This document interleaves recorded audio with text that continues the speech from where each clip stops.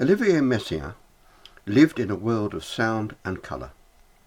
During his life's work as a composer, he revealed much about his sound world, but remained comparatively reticent about his world of colour.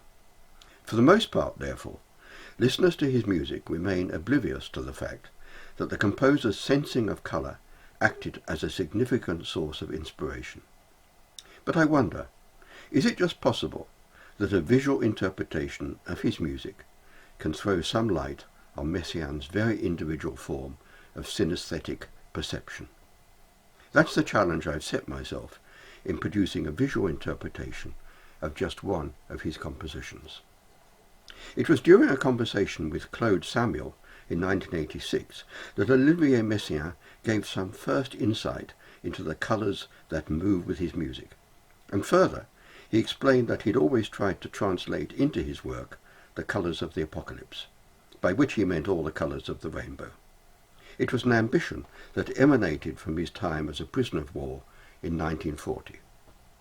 As a prisoner at Stalag 8A in Silesia, Messiaen experienced a vision of an angel who announced the end of time. And from then on, he began his lifelong process of discovery, not only into his esoteric world of colour, but also into a sound world which eliminated all conventional notions of musical time. It was as a starving prisoner of war that Messiaen produced his major work, the Quartet for the End of Time. The ideas for his great work had been latent in his mind for some time before his capture. It began to take shape when he and his friend Henri Akoka were both members of a military orchestra in Verdun. It was here that Akoka asked the composer to write a piece for solo clarinet, a suggestion that appealed to Messiaen because he'd long regarded the clarinet as the ideal instrument for imitating birdsong. The result was Abîme des oiseaux, Abyss of the Birds, which includes, apart from imitations of birdsong, asymmetrical and unfamiliar rhythmic patterns, and extreme contrast in tempo, all aspects of Messiaen's emerging and very innovative musical language. It's through a visual interpretation of this piece that I'm aiming to reveal how Messiaen made colours move with his music. The first run-through of Abîme des oiseaux took place in a field near Nancy. It was only later, after Messiaen, Akoka, and the cellist Etienne Pasquier had been sent to Stalag 8A, that the composer was able to incorporate Abîme des oiseaux into his 8-movement Quartet for the End of Time.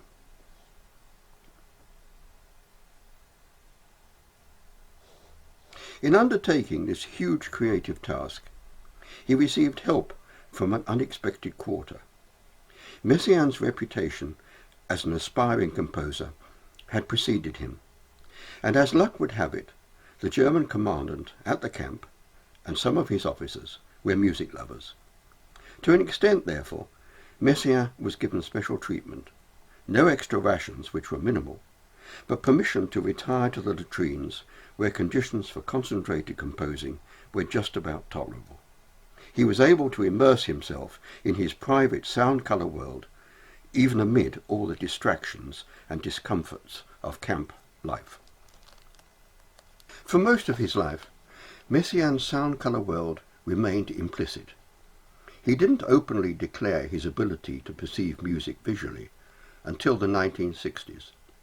For this reason, in his score of the quartet, he gave only a few clues about his esoteric world of colour. Such reticence belies the fact that Messiaen regarded his particular form of synesthesia as a gift.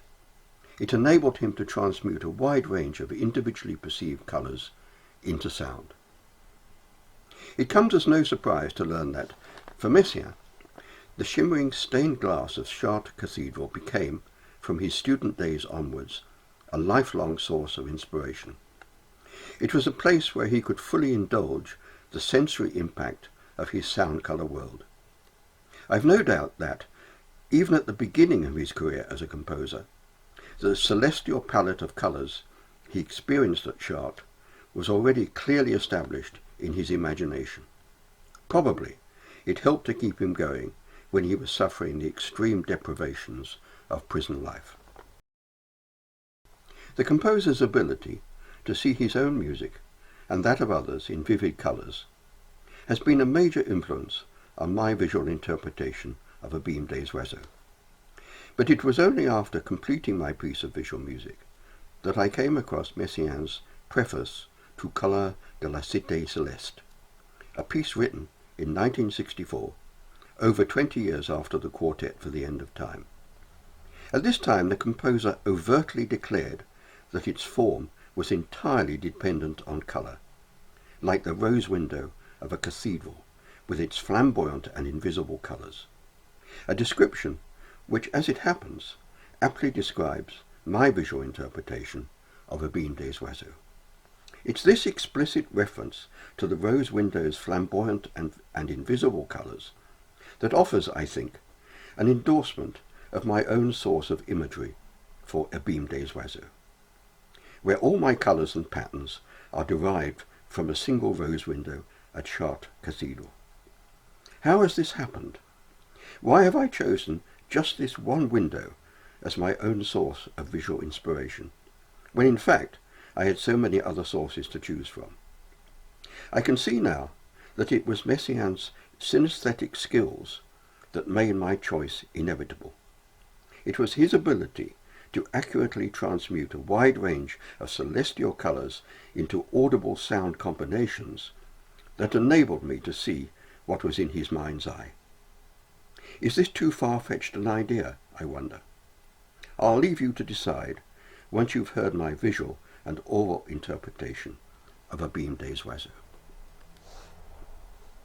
But before my performance, I'll demonstrate a few excerpts from the piece. Messiaen, in his preface to the first edition of his quartet, described the extreme conflicts of mood conveyed by Abîme des oiseaux.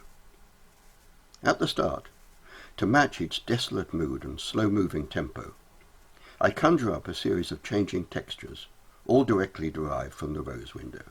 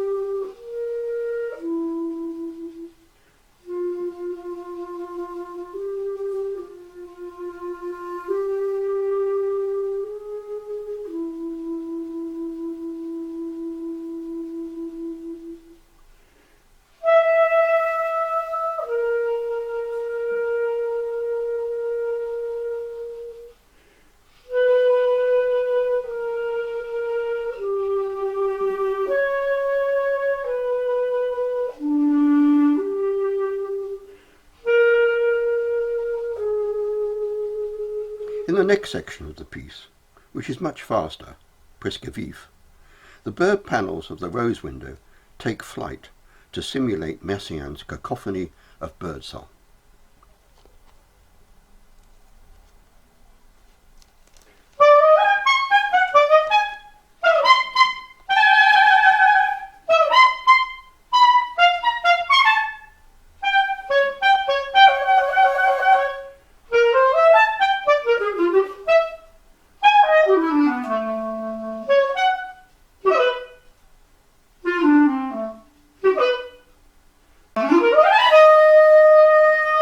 Another passage from Abîme des oiseaux incorporates augmented rhythm, a rhythmic pattern where the note values become progressively longer. The result is similar to a meticulously timed rallentando.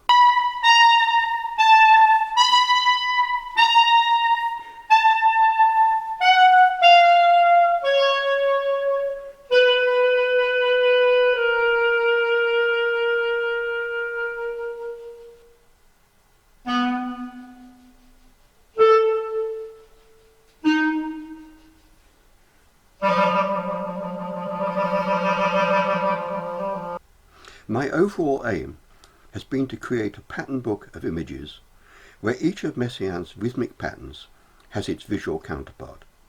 Together, these express the extreme mood swings of the piece by manipulating and distorting various fragments of my chosen rose window at Chartres. Pattern A, you will remember, denotes the slow beginning of the piece. Pattern B simulates bird flight. Pattern C represents the note-by-note rallentando, and pattern D represents a series of terrifying long notes that start very softly and become immensely loud. To my mind, they denote the angel announcing the end of time, as I'll now demonstrate.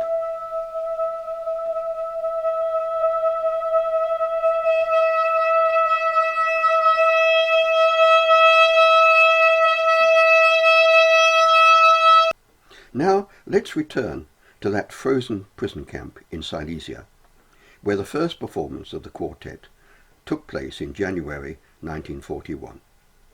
Messiaen's instrumentation for the eventual quartet was dictated by the availability of instruments and performers. Once gathered together, the commandant allowed the group time to practice in the camp theatre, which, contrary to all accounts, could contain only a few hundred prisoners with their guards. I'll now perform Abîme des oiseaux in its entirety.